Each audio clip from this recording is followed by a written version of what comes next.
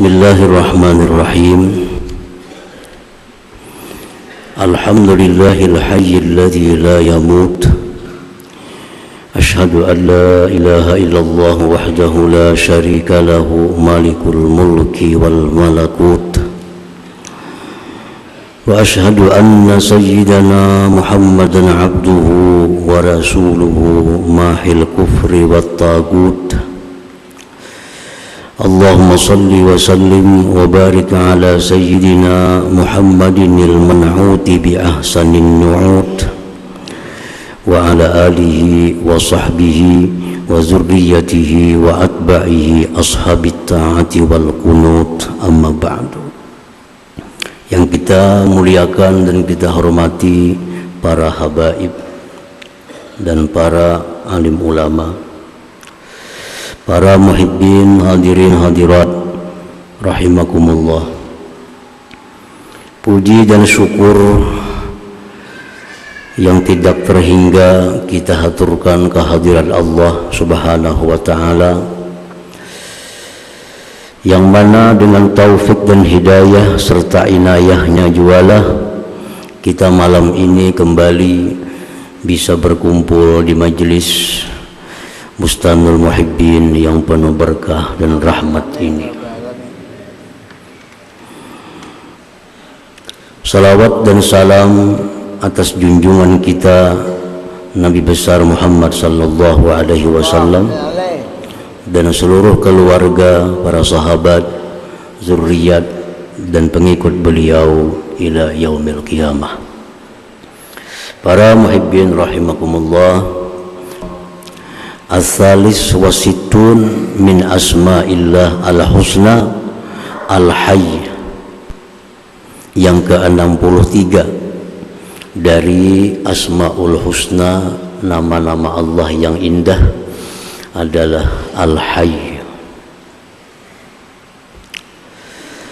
Al-hayyu huwal mawsufu bil hayat allati la yajuzu 'alaiha al-fana'u wal maut. Al-hayy artinya yang disifati dengan hidup, yang tidak boleh atasnya binasa dan mati. Seringkali diartikan al-hayy adalah yang maha hidup. Allahu ta'ala hayyun bidzatihi, Allah Ta'ala itu hidup dengan zatnya. Hayyun bidzatihi, Allah hidup dengan zatnya. Oleh karena itu tidak akan datang kepada Allah kematian, tidak akan datang kepada Allah kebinasaan, karena dia hidup dengan zatnya yang qadim. Wa amma hayatu ghairihi, adapun hidupnya selain Allah, hidupnya manusia, hidupnya hewan, malaikat, fahiya mustamaddatun, itu diambil, diberikan pertolongan bi amdadillah ta'ala, dengan pertolongan Allah Subhanahu wa ta'ala. Selain Allah itu hidup karena dihidupkan oleh Allah, sampai pada waktunya akan ditarik kembali oleh Allah. Nah, sedangkan Allah itu hidup bizatihi, dengan zatnya. Zat Allah itu qadim, zat Allah itu baqa, maka hidup Allah pun qadim, hidup Allah pun juga adalah baqa. Para muhibbin rahimakumullah, di waktu Rasulullah sallallahu alaihi wasallam wafat, itu merupakan hari di mana paling berduka sepanjang sejarah umat Nabi Muhammad sallallahu alaihi wasallam.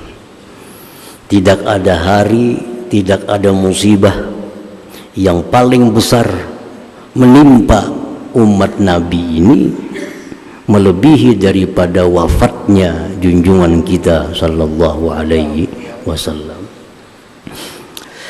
Di waktu Rasulullah itu wafat, sahabat Nabi ini terbagi bermacam-macam. Ada sahabat Nabi yang diam, membisu, kada bisa bersuara apa-apa begitu mendengar kabar Rasulullah wafat. Ada sahabat Nabi begitu mendengar Rasulullah wafat terduduk. Ada sahabat Nabi yang begitu Rasulullah dikabarkan wafat, zuhila aklu, linglung akalnya. Termasuk Sayyidina Umar bin Khattab radhiyallahu anhu. Umar kada percaya bahwa Rasulullah itu wafat. Sampai-sampai beliau berkata, siapa yang mengatakan Rasulullah wafat, akan aku pancung lehernya, ujar Sayyidina Umar waktu itu. Datanglah Sayyidina Abu Bakar Siddiq radhiyallahu anhu, masuk ke dalam kamar Abu Bakar, melihat bahwa Rasulullah memang wafat. Lalu Abu Bakar keluar menghadap kepada kaum muslimin. Apa ucapan Abu Bakar? Faman kana ya'budu Muhammadan fa inna Muhammadan qad mat. Wa man kana ya'budullah fa inna Allah hayyun la yamut. Ujar Abu Bakar, wahai sahabat Rasulullah, siapa-siapa yang menyembah Nabi Muhammad wafat. Tetapi siapa-siapa yang menyembah Allah, fa innallaha hayyun la yamut, Allah maha hidup dan tidak akan wafat. Nah, para muhibbin rahimakumullah, demikian pula terjadi di Mekah.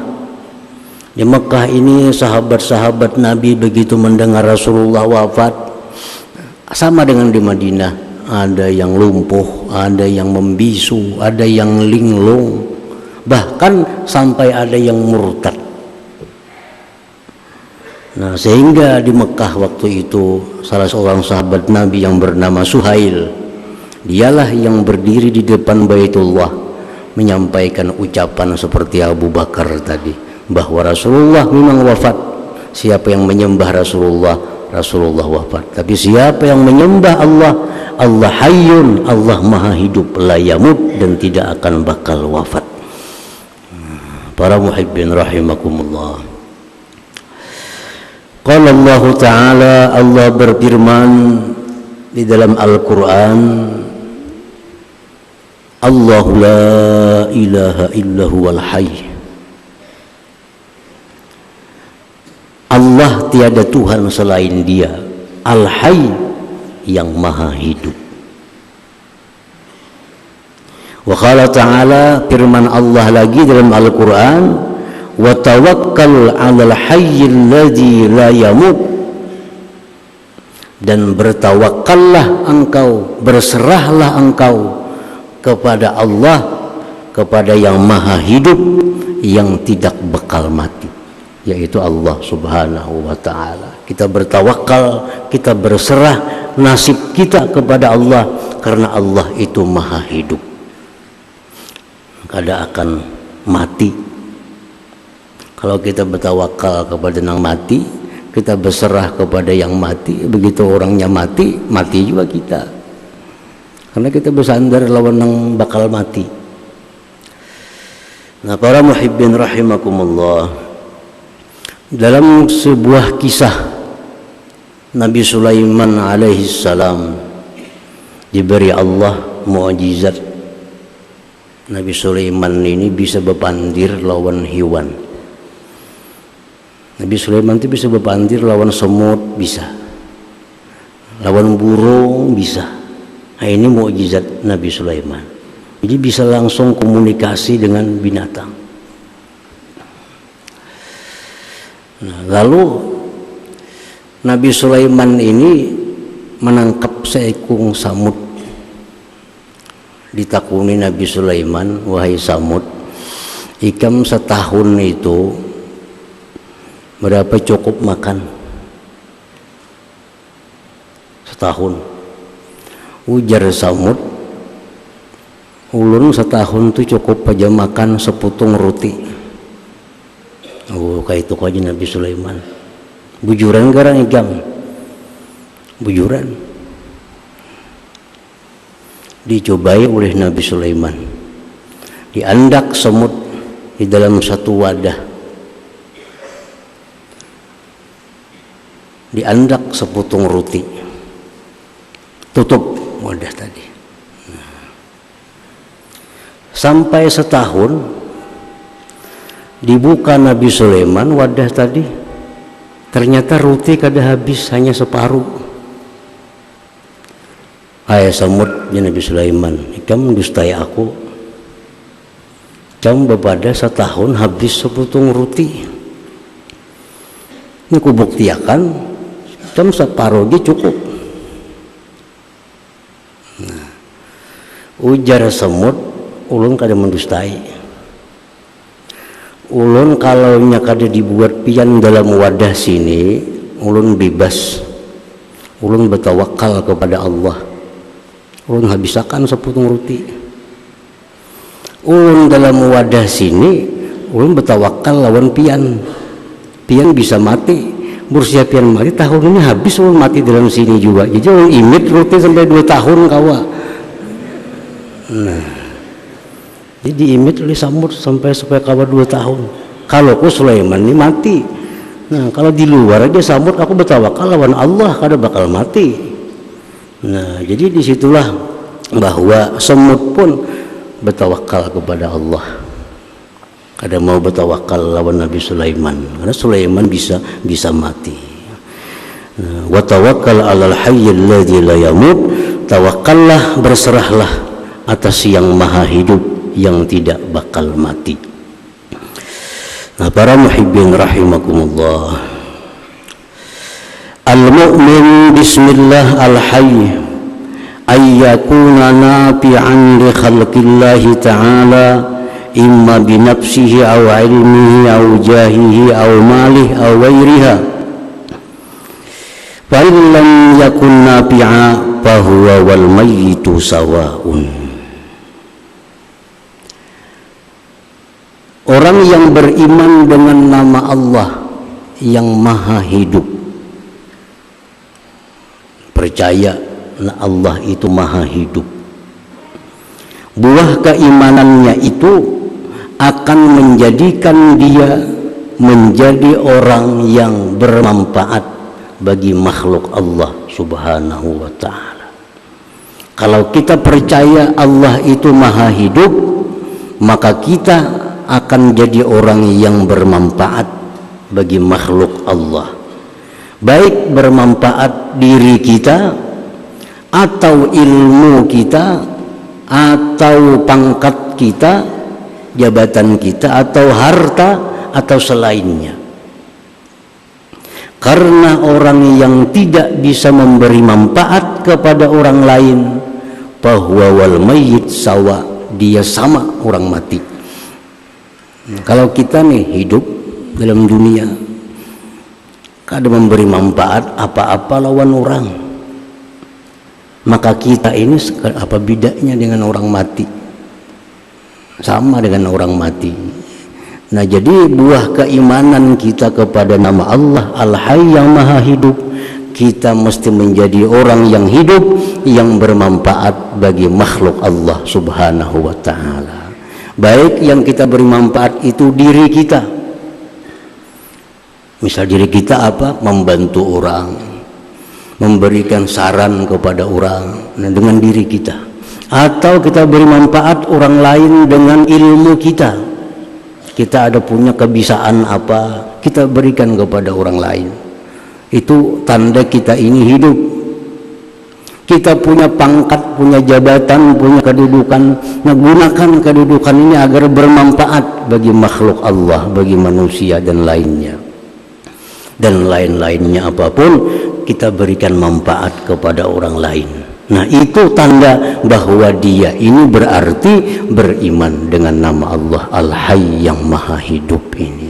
Jadi hidupnya selalu bermanfaat kepada orang. Di rumahnya berguna lawan keluarganya, di tetangga dia berguna dengan tetangganya, di kantor dia berguna dengan kawan-kawannya, dimanapun dia berada, dia memberi manfaat kepada orang lain. Nah, itu bukti bahwa dia ini hidup dan beriman dengan nama Allah yang Maha Hidup itu. Nah, para muhibbin rahimakumullah. Rasulullah sallallahu alaihi wasallam bersabda, khairun nas anfa'uhum linnas. Ujar Nabi kita, manusia yang paling baik itu manusia yang paling bermanfaat terhadap manusia lainnya. Nah, orang alim punya ilmu tapi kadang berguna lawan masyarakat. Ada yang seekong di higa rumah ini yang kada berilmu tapi nya berguna di sisi Allah. Lebih baik orang kada berilmu ini tapi dia berguna kepada orang lain. Nah, karena ajar Nabi tadi khairun nas anfa'uhum linnas. Manusia yang paling baik itu manusia yang bermanfaat, berguna bagi orang lain. Lalu siapa manusia yang paling berguna? Otomatis siapa yang paling baik di antara sekian manusia dari Adam sampai hari kiamat kayaknya. Nah, manusia yang paling berguna terhadap manusia lainnya berarti dia paling baik di sisi Allah, al-anbiya wal mursalun, para nabi dan rasul. Nah, ini nabi dan rasul ini adalah merupakan manusia yang paling bermanfaat kepada manusia lainnya. Oleh karena itu mereka menduduki tingkatan yang paling tinggi di sisi Allah Subhanahu wa ta'ala. Manfaatnya nabi, manfaatnya para rasul apa? Bihim ya'rafullah ta'ala wa ahkamuhu wa hukukuhu. Dengan sebab para nabi itulah, para rasul itulah dikenal Allah Subhanahu wa ta'ala, dikenal hukum Allah, dikenal hak Allah ta'ala. Nah, wal ma'rifatu, mengenal itu semua, asasus sa'adah fid dunya wal akhirah, pokok keberuntungan dunia akhirat. Tahulah kita lawan Allah kalau kada ada rasul yang menyampaikan. Nah, tahulah kita hukum Allah kalau kada ada rasul yang menyampaikan. Tahulah kita hak Allah kada tahu kalau kada rasul menyampaikan. Dengan rasul ini kita jadi makrifat, jadi mengenal. Nah, mengenali Allah, hukum Allah itu merupakan kunci keberuntungan seseorang baik di dunia maupun akhirat. Nah, disitulah bahwa rasul ini menduduki peringkat pertama manusia yang paling bermanfaat kepada manusia yang lainnya. Nah, para muhibbin rahimakumullah, ini rasul yang paling dekat dengan Allah di hari kiamat, di akhirat, Rasulullah. Yang paling tinggi kedudukannya di surga para nabi, para rasul, karena mereka itu orang yang paling bermanfaat kepada manusia yang lainnya. Nah, yang kedua yang memberi manfaat kepada manusia setelah para nabi dan para rasul, al ulama warasatul anbiya, para ulama yang mereka ini merupakan pewaris para nabi. Nah, para ulama ini yang paling bermanfaat kepada manusia sesudah nabi dan rasul. Makanya di akhirat derajat ulama satu tingkat di bawah derajatnya para nabi dan rasul. Karena ulama ini dalam dunia mereka paling bermanfaat bagi manusia di masanya maupun di masa akan datang sesudah wafatnya para nabi dan rasul. Ulama yang macam apa yang memberikan manfaat ini? Ulama itu artinya orang-orang yang punya ilmu agama, orang-orang yang punya pengetahuan agama itu disebut ulama. Secara umum setiap orang yang punya ilmu pengetahuan agama disebut mereka itu ulama, dan ulama itu pewaris para nabi. Nah, macam apa ulama yang pewaris para nabi ini? Dijelaskan bahwa alladzina yursiduna an-nas ila salamatihim wa salahihim fid dunya wal akhirah. Ulama pewaris nabi itu ialah orang-orang yang memberikan petunjuk kepada manusia tentang keselamatan mereka dunia dan akhirat. Itu satu dulu. Yang namanya ulama pewaris nabi yang sangat bermanfaat kepada manusia, yang punya kedudukan setingkat di bawah para nabi dan rasul, ialah orang-orang berilmu agama yang mereka itu memberikan arahan kepada manusia tentang keselamatan dan kebaikan mereka dunia dan akhirat. Amunnya punya ilmu tapi diam menjadi rumah, kada mau urusi orang. Nah, ini kada termasuk ulama warasatul anbiya ini. Segan dirinya seorang aja, kada memberi manfaat kepada orang lain. Nah, itu kada pewaris nabi. Nah, jadi mesti memberikan arahan kepada manusia apa-apa yang membuat mereka selamat di dunia dan akhirat.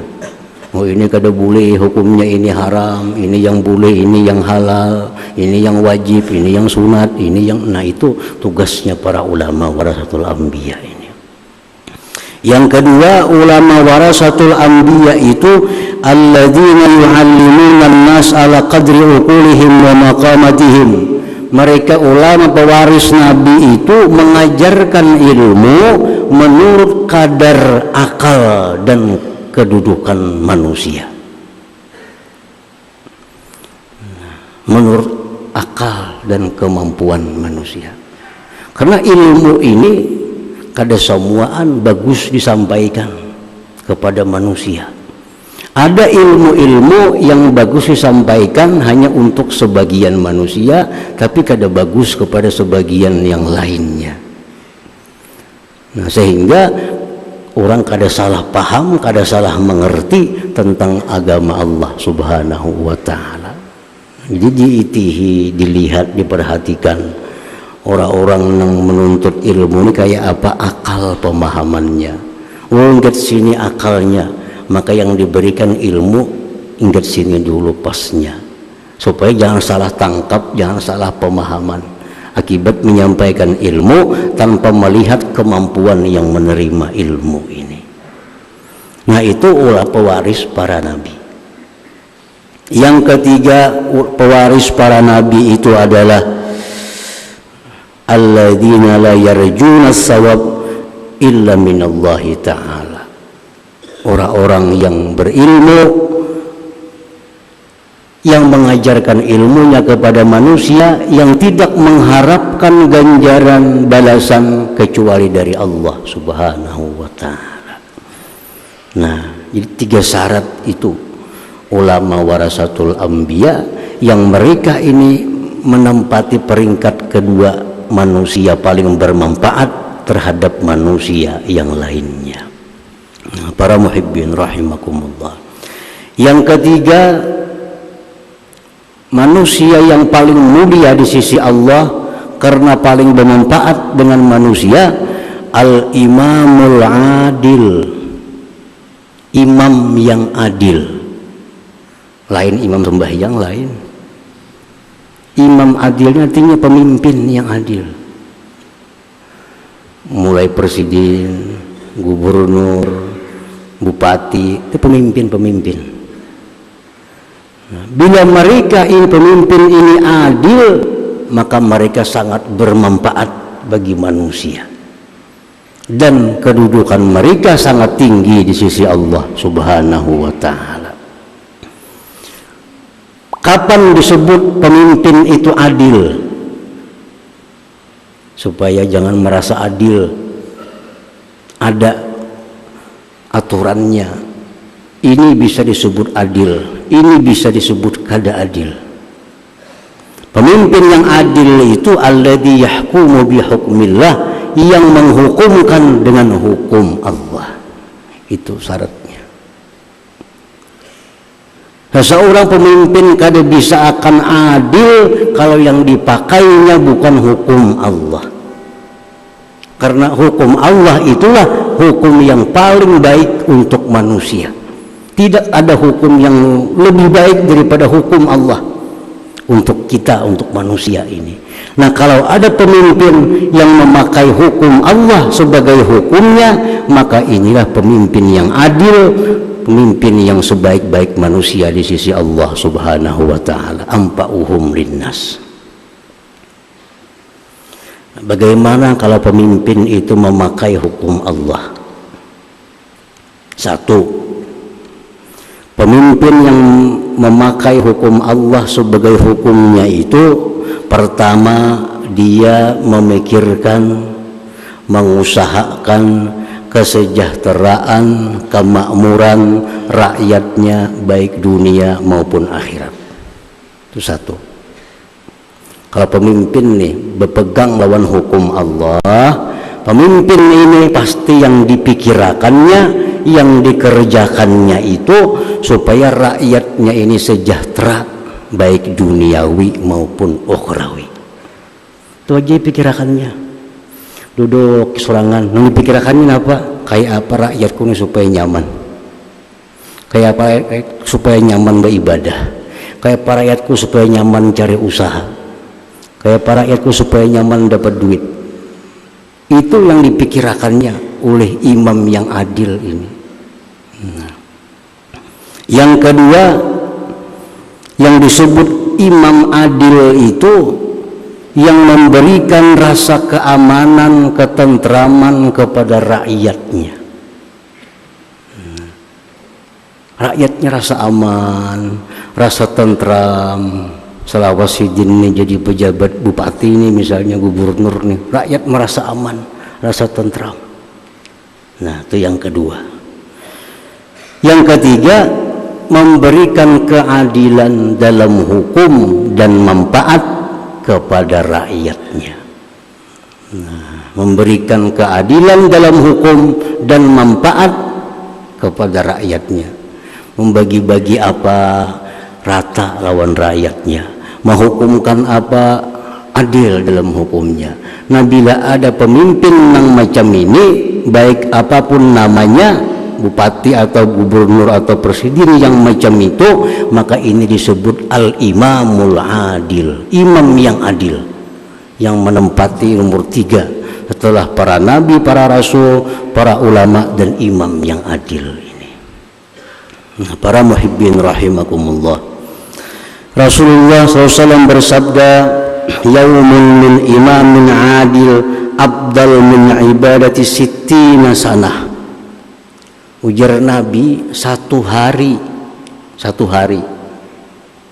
imam yang adil ini lebih abdal daripada ibadah rakyat 60 tahun.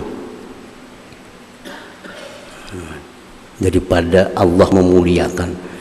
Ini pemimpin ini adil, yang dipikirkannya, yang diusahakannya kayak para rakyat kun makmur dunia akhirat. Itu yang dipikirkannya, itu yang dikerjakannya. Nah, setiap hari imam seperti ini, pemimpin seperti ini, sama nilainya ibadah kita rakyat nih 60 tahun. Baiknya di kantor, baiknya di rumah, baiknya di warung, duduk. Yang dipikirkannya apa?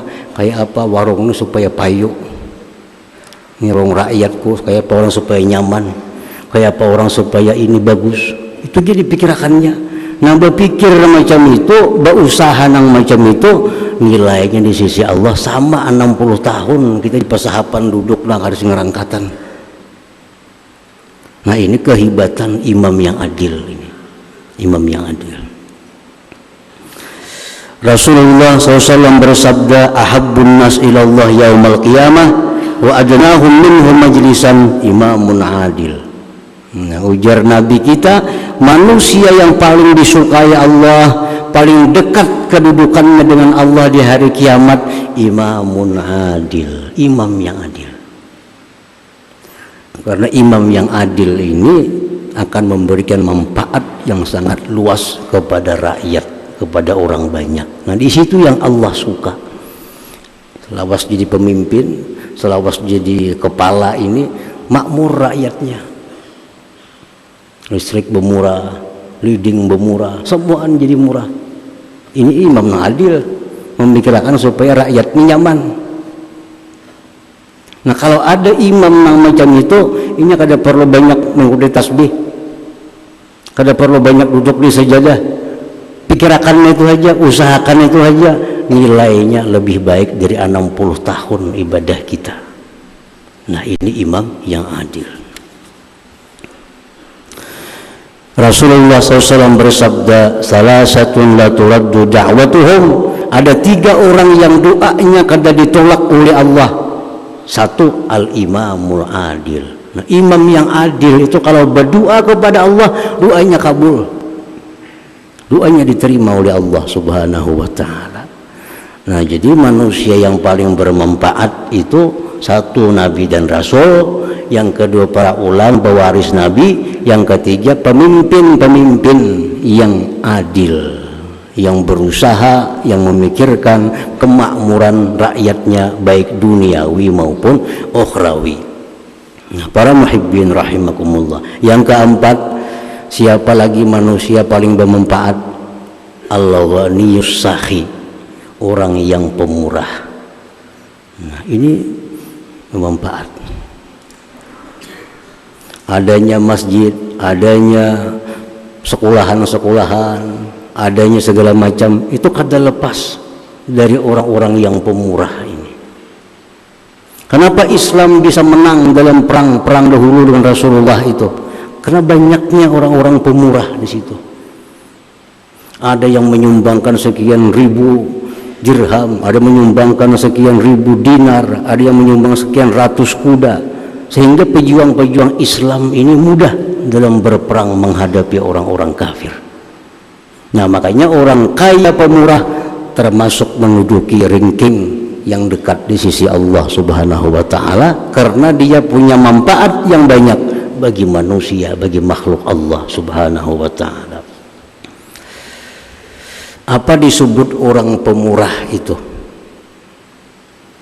Kalau orang tuh suka bagi-bagi duit, pemurah kayak itu belum tentu lagi. Orang suka bagi-bagi sembako, pemurah kayaknya belum tentu pemurah. Orang pemurah di sisi Allah tuh ada aturannya. Nah, orang itu dinamakan pemurah pertama, ayyuti min ghairi mannin wala adza. Dia memberi tanpa menyebut-nyebut pemberiannya, tanpa menyakiti orang yang diberi, tanpa mengharap balas kasih dari orang yang diberi. 1 itu. Kalau kita membagi-bagi duit, bagi-bagi sembako, kada mengharap balasan yang diberi, kada menyakiti lawan yang diberi, kada menyuruh apa-apa lawan yang diberi. Nah itu 1 syarat untuk jadi pemurah. Kalau kita memberi orang tapi orang disuruh macam-macam, itu kada pemurah ngarannya. Kita makan duit 10.000, nah pesukan sepeda motor kok kada pemurah nih itu ngarannya. Disuruh basa sepeda motor. Jadi orang yang pemurah itu 1 syaratnya dia memberi orang lain apapun yang diberinya, sembako, duit, pakaian, kada mengharapkan apapun dari orang yang diberi. Nah 1 itu, kada mengharapkan apapun. Yang kedua, orang pemurah itu adalah syarat jadi orang pemurah wa ayyapraha bisail, bahwa dia senang kalau ada orang minta yang berhajat kepadanya. Nah, ada orang datang kepadanya minta ulun garing, ulun sakit, ulun nambah ubat kada berduit. Suka inya mendengar itu, nan berubat. Nah, itu orang pemurah. Jadi dua sudah syarat jadi orang pemurah. Yang ketiga, wa ayyatiya ma yambagi liman yambagi, bahwa dia memberi yang patut kepada orang yang patut. Nah, kalau tiga macam itu ada pada diri kita di waktu kita memberi, nah maka kita disebut al-ghaniyus sahi, orang kaya yang pemurah. Para muhibbin rahimakumullah, Rasulullah bersabda, al-jannatu darul askhiya, Nabi, surga itu rumahnya orang-orang pemurah. Surga itu rumahnya orang-orang pemurah. Artinya apa? Orang pemurah itu bakal ke surga. Nah, tapi asal cukup syaratnya tadi. Cukup syaratnya. Ujar Nabi lagi, innallaha akhadha biyadihi kulla ma'asar. Orang itu pemurah, lalu dia tergelincir, dia akan ditarik oleh Allah Subhanahu wa ta'ala. Ini orang pemurah nih. Ini pemurah. Kemudian jatuh dalam dosa, ini langsung ditarik oleh Allah. Diberi taubat, diberi hidayah, diberi taubat, lakas kembali kepada Allah berkat pemurahnya itu. Nah, jadi orang pemurah ini kalau berbuat dosa, berbuat kesalahan, membuat satu maksiat, lakas ditarik oleh Allah, dibersihi, lakas diberi Allah hidayah untuk segera bertobat kepada Allah Subhanahu wa ta'ala. Karena orang pemurah ini adalah Habibullah, orang yang dikasihi oleh Allah Subhanahu wa ta'ala. Nah, jadi kalau hendak jadi pemurah, satu, suka memberi tanpa pamrih, suka memberi tanpa ada iming-iming apapun. Nah, yang kedua, bahwa dia senang kalau ada orang yang berhajat yang meminta kepadanya, senang. Orang yang berhajat, lain yang kada berhajat, yang berhajat. Nah, yang ketiga, dia memberi yang patut, yang layak bagi orang yang layak untuk diberi. Ini ada orang yang kada patut diberi, bila kita beri bisa jadi dosa. Nah, itu lain kikir. Ada orang minta kada kita bari, kikirkah kita? Belum tentu. Kenapa? Ini mengkubari kita mengalihi, mengkubari digunakannya maksiat duitnya. Nah, ini jadi dosa memberi ini. Kalau kita pemalar lawan itu kada jadi masalah. Atau orang ini kuat, orang ini pintar, patut minta, jangan dibari juga, suruh bercari. Nah, Allah melarang kita memberi orang yang malas bekerja, awak sihat, utak pintar, segala macam, tapi ketujuh minta-minta, jangan diberi juga. Nah, jadi ya atau yang bagi liman yang bagi, memberi yang patut kepada orang yang patut diberi. Jadi bila kada memberi, jangan dipadahkan pemalar, kada tentu. Nah, jangan kada tentu. Karena orang pemurah itu dia kadang-kadang bisa memberi, dianggapnya patut diberi, bisa kada memberi kalau dianggapnya patut kada diberi. Nah, para muhibbin rahimakumullah. Jadi tiga macam manusia yang paling banyak manfaat kepada orang lain: para nabi rasul, para ulama pewaris nabi, imam-imam, pemimpin-pemimpin yang adil, dan orang-orang yang pemurah. Nah, inilah yang disebut Nabi khairun nas ampa'uhum linnas. Paling baik manusia, orang yang paling berguna bagi manusia. Nah, kemudian yang ke-64, nama Allah Al-Qayyum. La hadratin Nabi sallallahu alaihi wasallam. Al-Fatihah. Iyyaka na'budu wa iyyaka nasta'in. Shiratal mustaqim, shiratal ladzina an'amta 'alaihim ghairil maghdubi 'alaihim waladdallin. Bismillahirrahmanirrahim. Alhamdulillahirabbil alamin wassalatu wassalamu ala asyrofil anbiya'i wal mursalin wa ala alihi ajmain. Allahumma ighfir lana wa li walidina warhamhum kama rabbayana saghira. ولجميع المسلمين والمسلمات والمؤمنين برحمتك يا أرحم الراحمين. اللهم إنا نسألك الهدى والتقى والعفاف والغنى. اللهم زيادة في الدين وبرد الأمور سعة في الجسم وسعة في وتوبة قبل الموت سعادة عند الموت بعد الموت وعفوا من الحساب من العذاب ونصيبا من الجنة وارزقنا الكرم برحمتك يا أرحم الراحمين. اللهم إنا نقبل وذكر واسع برحمتك يا أرحم الراحمين. اللهم ربنا هب لنا وأزواجنا وذرياتنا قرة أعين واجعلنا للمتقين إماما. اللهم اغفر أمة سيدنا محمد. اللهم رحمة سيدنا محمد. اللهم استر أمة سيدنا محمد. اللهم اجبر أمة سيدنا محمد. ربنا هب لنا من أزواجنا وذرياتنا قرة أعين واجعلنا للمتقين إماما. ربنا تقبل منا إنك أنت السميع العليم علينا إنك أنت التواب الرحيم. ربنا آتنا في الدنيا حسنة وفي الآخرة حسنة وقنا عذاب النار.